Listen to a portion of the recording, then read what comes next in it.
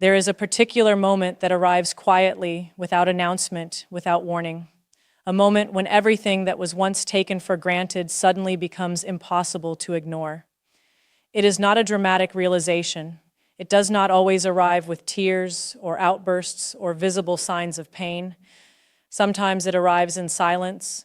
Sometimes it arrives during an ordinary Tuesday afternoon when nothing significant is happening. And yet, in that moment, she understands something she refused to acknowledge before. She lost you. Not just your presence, not just your attention, but the version of you that once made her a priority without being asked. And when that realization settles in, something shifts inside her. Not always immediately visible, not always expressed out loud, but deep beneath the surface, where pride can no longer protect her from the truth, everything changes.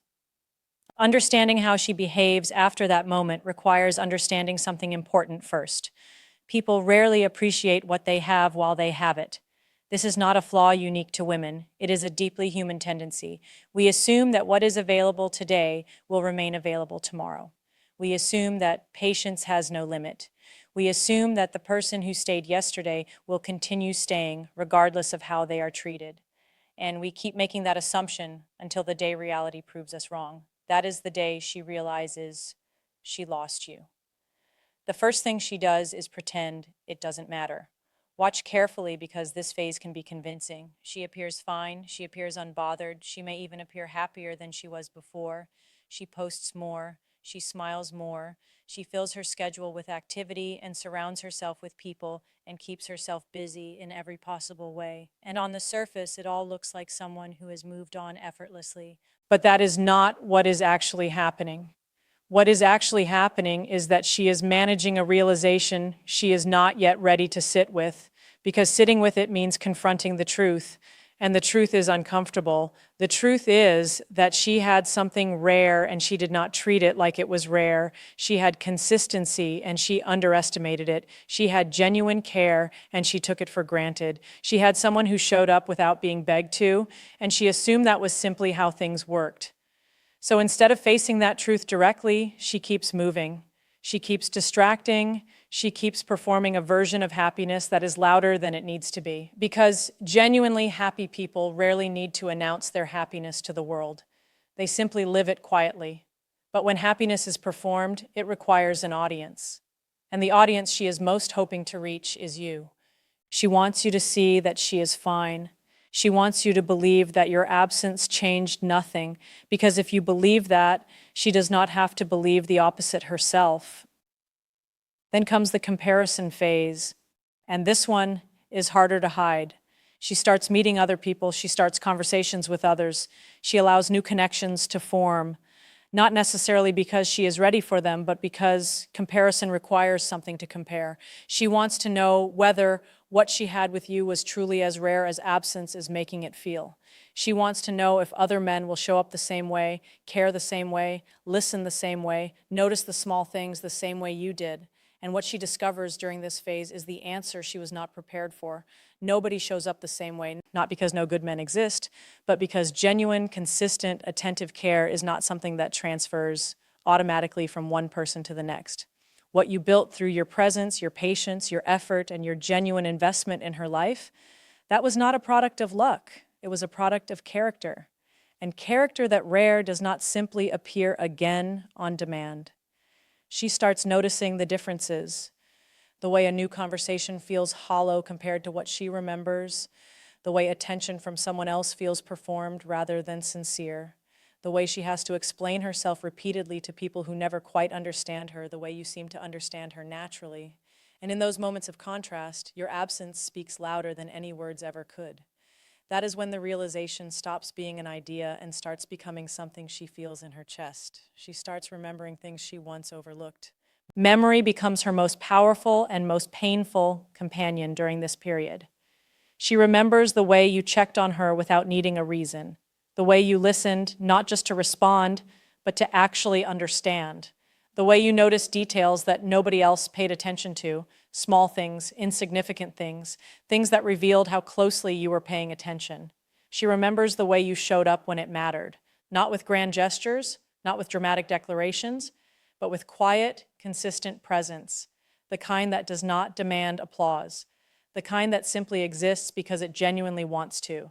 And those memories, which once seemed completely ordinary, now feel extraordinary. This is one of the most revealing aspects of what happens when she realizes she lost you. The very things she overlooked become the things she cannot stop thinking about. The consistency she once treated as expected becomes the consistency she cannot find anywhere else. The effort she once received without truly appreciating it becomes the standard against which every new experience is measured.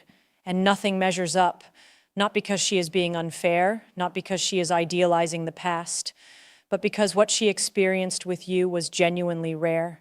She simply needed to lose it before she could see it clearly. Your silence begins affecting her more than your words ever did. There is a particular power in the silence of someone who once spoke to you constantly. When that silence arrives, it does not feel like nothing. It feels like everything. It fills the spaces where your voice used to be.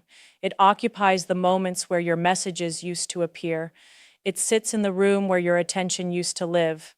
And she notices. She notices that her phone does not light up the way it once did. She notices that there is nobody asking how her day went. Nobody checking in during the difficult moments. Nobody offering the kind of steady emotional presence she once received without asking for it. The world becomes slightly quieter in a way that has nothing to do with noise and everything to do with absence. That quiet forces questions. What happened to him? Why did he stop reaching out? Why does he seem at peace without me? Why is he not reacting? Why does he seem okay? Those questions grow louder over time because what unsettles people most is not simply losing someone. What unsettles them is discovering that the person they lost has found peace without them, that the world did not stop turning when the relationship ended. That life, his life, continued forward with purpose and even with joy. She expected you to remain exactly where she left you, waiting, hoping, looking back over your shoulder. Many people make that assumption without realizing it. They leave a door open because they believe the other person will always be standing on the other side of it, ready to walk back in the moment they decide to return. But you were not standing there anymore. You had walked forward, and that forward motion is what changes everything. She begins watching you differently, not obsessively, not dramatically, but with a quiet, persistent curiosity that she may not even fully admit to herself. She checks on you in small ways, a glance at what you post, a moment spent wondering whether you are happy, a casual question directed at mutual acquaintances, a reaction to something you shared online that is slightly too intentional to be accidental. She wants information, not because she is plotting anything, but because certainty disappeared the moment you stopped being a constant presence in her life, and the mind craves certainty. It wants to know whether the story is truly over. It wants to know whether the door has been permanently closed or simply pushed to. And what she sees during these moments of observation creates something complex within her. She sees you thriving. She sees you moving with purpose. She sees the confidence that was not always this visible before. She sees you investing in yourself, building towards something, carrying yourself with a calm that suggests you are no longer carrying the weight you once carried. And every sign of your progress creates an emotion she struggles to name. Part admiration, part regret, part disbelief, part something she has no word for, because she expected the version of you she always knew, the version that stayed, the version that absorbed difficulty quietly and kept returning regardless. And instead, she is watching a version of you she does not fully recognize, a version that grew in the space where pain used to be. Regret arrives unexpectedly, and it does not ask for permission. It comes during a song she has heard 100 times before, during a place she passes without anticipating the memory it carries, during a completely ordinary conversation when something someone says pulls her mind immediately back to a moment with you, and suddenly, without warning, everything is clear in a way it was not when it was happening. Hindsight does that to people. It removes the noise and reveals the signal. It strips away the confusion of the present moment and shows you exactly what something was worth. And What she sees through hindsight is a series of moments where she could have chosen differently. She wonders what would have happened if she had listened more carefully during the conversations that seemed minor at the time. She wonders what would have changed if she had recognized your effort before your absence forced her to. She wonders whether a different version of this story existed, one where she understood your value while you were still present rather than after you were gone. Those are heavy thoughts to carry, and she carries them privately because pride does not easily allow admission of regret. But the weight is real, the reflection is real, and the understanding that arrives through it is real, even if it arrives too late to change the outcome. She may attempt to reconnect, but rarely directly. This is perhaps the most telling behavior of all. When the realization fully arrives, when the comparison has been made and the memories have returned and the regret has taken hold, she begins looking for an opening, not always consciously, not always with a clear plan, but in small, careful ways that offer the possibility of reconnection without requiring her to be fully vulnerable. A message that seems casual, a reaction to something you posted that invites response. A comment that is just friendly enough to seem innocent, but intentional enough to test the waters. A reference to something shared in the past, disguised as a simple check-in. What she is really asking beneath all of it is a question she will not phrase directly. Is there still something here? Did I wait too long? Is the door still open? And the answer she receives depends entirely on where you are in your own journey. If you have genuinely moved forward and genuinely discovered your peace and genuinely stopped requiring her validation to feel complete, then the energy she encounters is different from what she expected. It is warm but not desperate. It is kind but not available in the way it once was. It is present but not waiting. And that difference communicates something words never could. You are no longer the same person who needed her to choose you. That is when the full weight of the loss arrives. Because there is a difference between losing someone's presence and losing someone's emotional availability. Presence can sometimes be recovered. A conversation can be restarted. A connection can be attempted again. But emotional availability, the kind that exists when a person is genuinely open, genuinely hopeful, genuinely invested, that is not something that simply returns on command after it has been withdrawn through growth. She realizes she did not just lose your attention. She lost your willingness to invest. She lost the version of you that was still building something in her direction. She lost the open door that once existed for her specifically. And by the time she fully understands this, that door has not been slammed closed in anger. It has simply been quietly closed through healing. And healing, unlike anger, cannot be argued with, cannot be reasoned with, cannot be undone by a single conversation. That is a difficult truth to confront, but it is the truth nonetheless. Meanwhile, your life continues forward in ways that surprise even you. You discover that the pain which once felt permanent was actually temporary.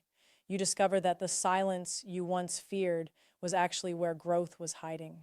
You discover that learning to sit with yourself, truly sit with yourself, without needing someone else to confirm your value, is one of the most powerful things a person can do.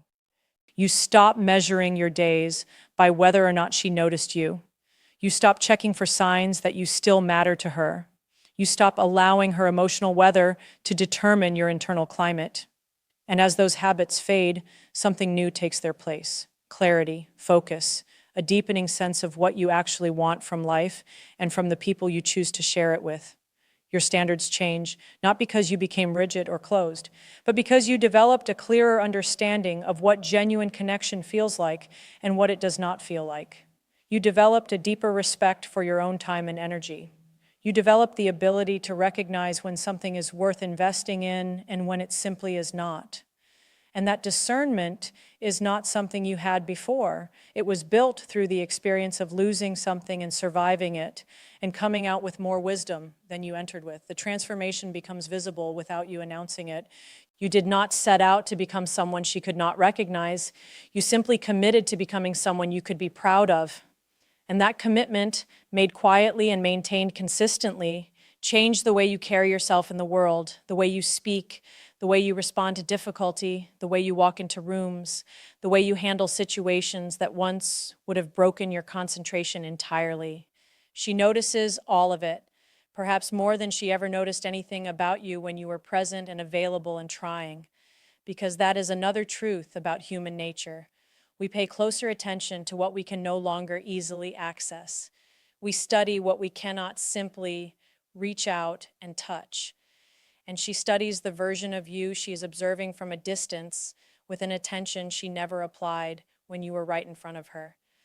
What she sees is someone who stopped needing to be chosen in order to feel complete, someone who chose himself first and built everything else from that foundation, and that image, that version of you, is the one that stays with her, long after the regret fades, long after the comparison ends, long after the curiosity quiets, because it represents something she now understands more clearly than ever before. Genuine growth cannot be taken back. Genuine peace cannot be faked, and a person who has found their way back to themselves after genuine loss carries something in their presence that cannot be manufactured, cannot be replicated, and cannot be ignored. She does not need to say any of this out loud for it to be true. She does not need to send the message that fully admits everything. She does not need to make the phone call that says everything she never said before, because the realization is complete whether or not it is ever verbalized. She lost someone who genuinely cared, someone who showed up consistently, someone who valued her not because she demanded it, but because his character naturally moved in that direction, someone who stayed invested through difficulty and stayed patient through confusion and stayed present long after most people would have walked away. And now that person has walked forward, not backward toward bitterness, not sideways toward distraction, but forward into a version of life that does not require her participation to be full and meaningful and worth living. That is the part that stays with her longest, not the specific memories, not the specific conversations, but the feeling of having been cared for in a way she did not fully appreciate until it was gone, the feeling of having had access to something rare and treating it as though it were ordinary, the feeling of recognizing too late that some opportunities do not circle back simply because you eventually decide you want them to. And perhaps the most powerful thing you can understand from all of this is that her realization, whenever it arrives and however deeply it runs, no longer needs to be your concern, because you already know your worth. You already found your peace. You already understand that the right person will not require you to constantly prove your value before they decide to treat it with respect. You stopped waiting for her to understand what she had. And in doing so, you gave yourself something far more valuable than her recognition. You gave yourself freedom. You gave yourself clarity. You gave yourself the extraordinary, quiet, unshakable knowledge that you are enough, that you have always been enough, and that your worth was never waiting on anyone else's permission to be real. That is not the end of your story. That is where it truly begins.